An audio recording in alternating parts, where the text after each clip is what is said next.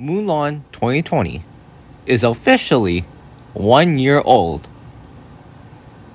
It's still bad. Like, really, really bad. But, is it still as horrible when I watched it 1 year ago? Well, today, we're going to rewatch the movie and find out. And right at the beginning of the movie, it's just too much. Just watch for yourself. Her chi, the boundless energy of life itself. Could you tell her that only a sun could wield chi? First of all, what the heck does he mean? Only a sun could wield chi. When a second earlier, he just said that chi, the balanced energy of life itself. So is he saying that only a sun can wield chi? The movie doesn't explain this whatsoever. It's a line at war with itself. Also, another thing wrong with this intro is that it shows that Mulan is already a martial arts expert, swinging around a bow staff and doing flips, which is not how you write a character. They shouldn't automatically be perfect at the start of the movie, or else there won't be any struggle within the character. And if the character is already perfect, then we never feel anything when they're in danger because we know they'll be fine. Are we also not going to mention how every villager lives in this tiny little dome? Heck, I wouldn't want to live in there. It's such a tiny compartment, but hey, maybe it's just me. Maybe it's Wonderland, the happiest place in the world, but I don't know, it seems very rusty, old, and just miserable there. In the next scene, we see little kid Mulan chasing chickens. Yeah, basically I've never seen a show off how Mulan is the most powerful mortal in the world, which is totally needed after the first scene. I also love how the villagers just roll their eyes, not impressed by Mulan's sheer incompetence of chasing chickens. It just made me laugh. For God's sake, even Mulan's dad was like, nope, I'm out. Speaking of the devil, in the next scene, we see him talking to his wife about Mulan's chi or whatever. Basically the same from the original. The daughter brings honor for marriage, blah blah blah blah blah. To be honest, it is really surprising how little this movie falls to the original's legacy, and how they don't keep most of the plot lines other than one man from each family must fight. Now yes, different could be good, but there are some things that just don't need to be changed. Don't turn Mulan into some super soldier like Captain America. Keep the struggle from the first film, or perhaps do it better. But obviously, we know they didn't do it better. Alright, boys and girls, we get the father and daughter scene. Should be good, right? Yeah, no. Well, let's be honest, it's not necessarily bad, but it's not great. As far as talking about some weird phoenix, I don't know, it's weird. Because the movie acts like the phoenix is going to do some significant effect on the plot, but it doesn't do anything. So why the heck would you trick your audience? And once again, the father says to Mulan, your chi is strong, when he just said in the first scene that only a sun can wield chi. So what gives? Can a sun wield chi or not? Or can both sun and daughter wield chi? I need answers. Anyways, basically the scene is just the father saying to Mulan that chi is for warriors in the cliche line, I do this to protect you, which is just getting very old now. But enough of the emotional stuff, we gotta be interested in new villains, and see how overpowered they are. First, we're introduced to Bori Khan, who's basically Sean Yu, but except this new version likes to yell a lot for some odd reason. Next, we see his sidekick, a witch. Now this witch character, to be honest, is pretty cringe and very bland. We don't even have an origin for her. All she says is that she was abandoned and in exile, and that's about it. Like, how the heck did she get these powers? We just don't know. All we see is shaky childish fight scenes. Speaking of which, the fighting in this movie is so ridiculous, it's hilarious. They use carpets and kickflip arrows into people, which is totally 100% realistic. I also find it extremely weird that this witch is serving this Shan Yu wannabe. Like, she is more powerful than everyone combined, and yet she obeys this guy, and is basically a slave. And apparently, it's because she wants a purpose in life and wants to be accepted, and that's why she serves him. But I'm here thinking, like, why don't you just take the throne, kill Bori Khan, then take charge of the army yourself? Then you'd be accepted and have a purpose. But hey, maybe that's just me. Maybe I'm just an idiot. Maybe I'm just overthinking it, but I don't know. But now, we get the scene where the Emperor is informing the invaders and sends letters to each village for one man in each household to fight. But I don't know, is it just me, but the Emperor is kind of an idiot. And a bit of a jerk, to be honest. And when he's informed of a witch aiding Bori Khan, he just shakes it off, which just makes him look stupid and unwise and a very bad leader. And his voice is unintentionally funny. I don't know why, but every time he speaks, says a word, I just laugh. Like, the dubbing of the voice is just so hilarious. I love it. So obviously, there would be a time skip. So we see Mulan riding a horse, running through the grass, and man, the dialogue in this movie is just awful.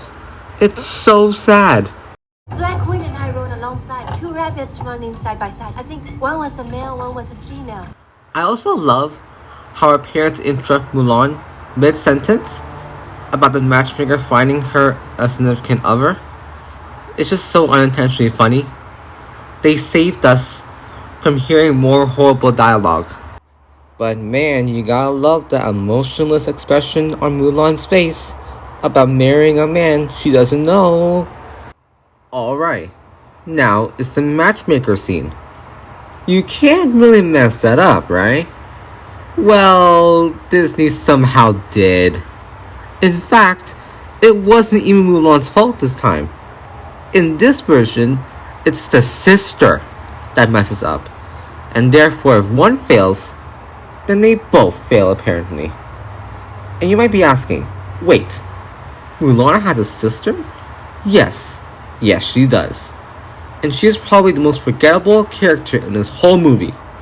Her only purpose was to mess up the matchmaking by getting scared of a spider.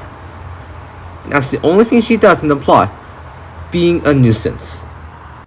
Well, a second later, after they got kicked out from Matchmaker's home, the army arrives, just like in the original, saying that one man from each family must fight. And obviously, since Zhu, Mulan's father, had no sons, therefore he must go and fight. But that's no good, because he's too old to fight. So of course, Mulan is conflicted about this, and when she mentions it, the father literally flips out. Now in the original, it made sense he got angry, because he was more stoic and took the traditional way very seriously. Unlike in this new version, he encouraged her to follow her dreams, and suddenly snaps at her is just very out of character. Now, just like in the original film, Mulan decides she's going to take her father's place in the army, which means the epic montage time. She gets the sword, she prays, she suits up, cuts the hair, and rides off. Or they just cut to it. Dude, they literally skipped out on probably the most memorable part of the original film, and they treat it like it's nothing. It just feels so cheap to just cut out the montage and decrease the tension and the drama. And they do this more than once, but we'll get to that later. Anyways, a few scenes later, Mulan arrives at the army. And man, is it just me? Or is Mulan kind of a jerk in this one? Just watch for yourself. Your hands, little man. Insult me again and you'll taste the tip of my blade. Jeez, girl, had some bad sleep or something? What's with the grumpy mood? the man was just trying to help, and she thinks he's insulting her, quotation marks, by lending her a hand. That makes no sense. This is not Mulan. Mulan's sympathetic, caring, and smart. This version of Mulan has none of these qualities. She's kind of a Karen, to be honest, but luckily, the general shows her what's up.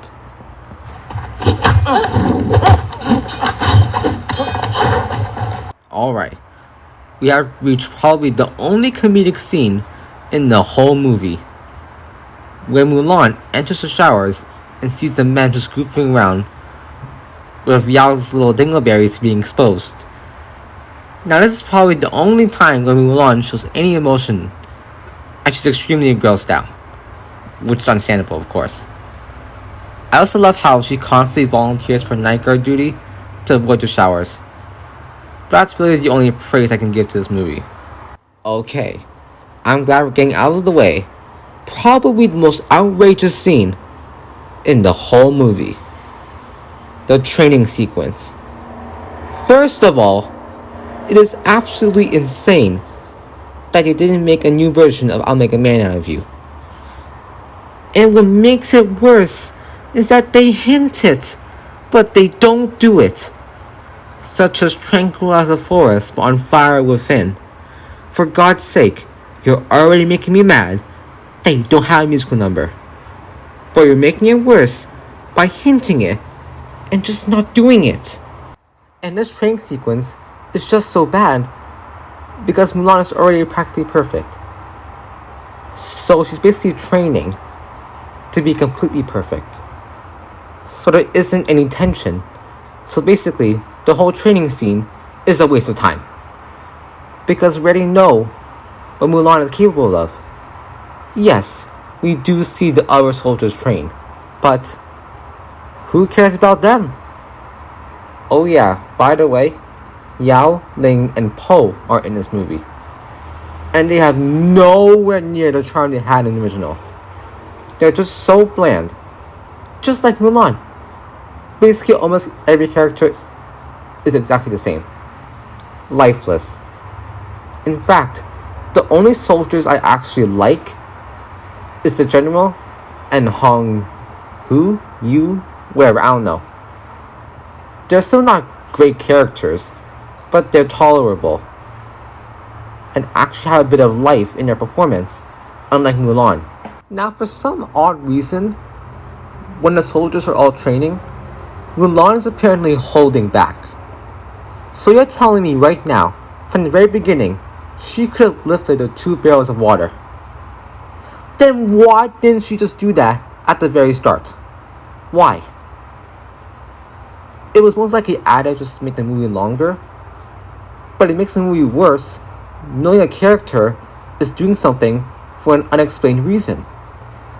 And when she is asked why she holds back, her answer is, I don't know. Dude, that's not an answer. I need a concrete explanation of why you're holding back. But if that isn't enough, we see a very overpowered fight between Hong Wei and Mulan. And it's just ridiculous, kick-flipping and spinning around spears. Although this is probably the best fight in the entire movie, it doesn't mean it's good. It just means it's the best out of all the bad ones. Anyways, a few scenes later, we get to destroy village. Should be emotional, weary, pure shock. But no.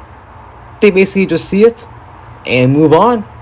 Like, dude, why does this movie miss so many opportunities for good scenes, but make the training sequence twice as long as the original?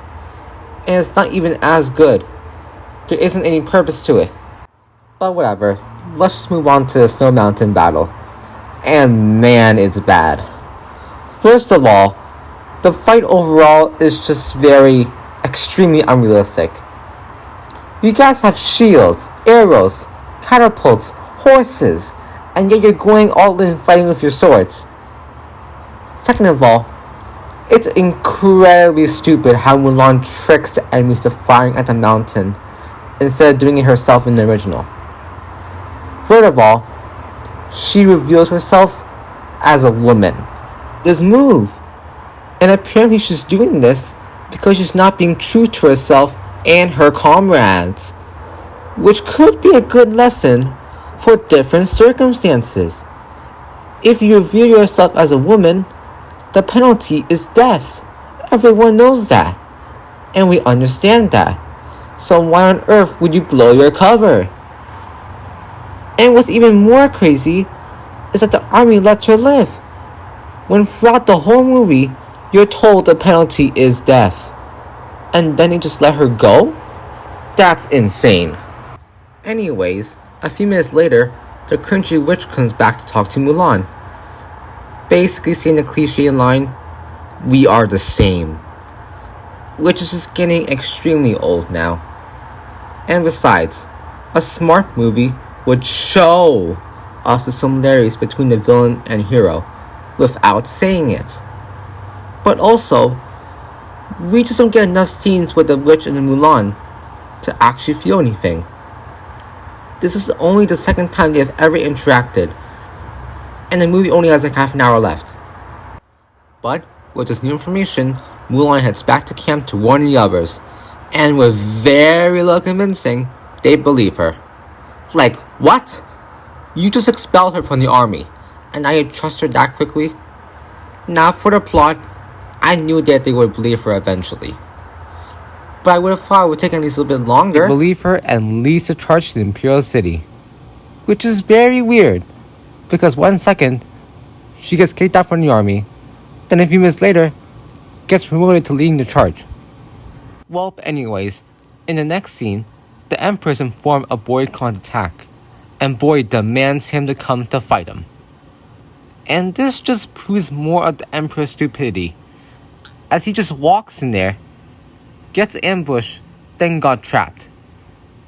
This just makes him look dumb and unwise for his age. He didn't even have a plan to get out of the situation. Well, once Mulan and her forces get to the city, they obviously get ambushed. And you know what that means. We get to see more overpowered and bad fight sequences. My favorite! Now for me personally, the swords just move way too fast. Like, I can't process what's going on screen. And not to mention that the camera movement is very wonky and not very smooth. But now it's time for the final battle. But first, we had to have some more cringy witch scenes. So she took the throne of the Emperor, and Mulan was finally able to convince her to follow the good side. Now this scene isn't great, but I will admit that the witch's story could be a little bit relatable of that being accepted. It's a very powerful theme, but the thing is, it is done so much better in other movies. But the scene isn't that bad, so this scene's actually a-okay to me. But what I do have a problem is that the witch literally took an arrow for Mulan. Yup, she did that just because she is so proud about women leading a man's army, which is really a horrible excuse. To be honest, I'm actually kind of sad that the arrow didn't hit Mulan, because I was hoping that then she would die and the movie can officially end. But sadly, no, that isn't the case. Well, now it's time for the actual final battle. And man, it's bad, but that's what I expected. First of all, there's just so much going on that it's messy. There's so much jumping from platform to platform, and it's just so hard to keep track. And man, you gotta love Mulan's facial expression when she lost her father's sword. It's just, are you even trying to show emotion in your performance? But one thing I like is that Boy Khan and Mulan are basically equals. So that means Mulan actually has a bit of a challenge. But we know that Mulan will be fine. Now, Mulan probably beats the villain in the most stupidest way ever. She literally kickflip an arrow into his chest from 70 meters away? Bro, if Disney thinks this is cool, then they're fairly mistaken. This is not a climactic ending. This doesn't feel really realistic. It feels so childish. So you know the usual. Mulan goes back home, she sees her family again, she hugs them, then the movie's over. Now this is the only scene in the entire movie I can say is actually good. The emotion is actually there. And Mulan's actor is actually trying in this scene. So this is definitely my favorite scene in the whole movie. And that's it. That is Mulan 2020. And yeah, it's still bad. It hasn't aged too well. But I honestly think it's not as bad from when I first watched it. But that's hardly a compliment. So I'm giving Mulan 2020 a 2 out of 10.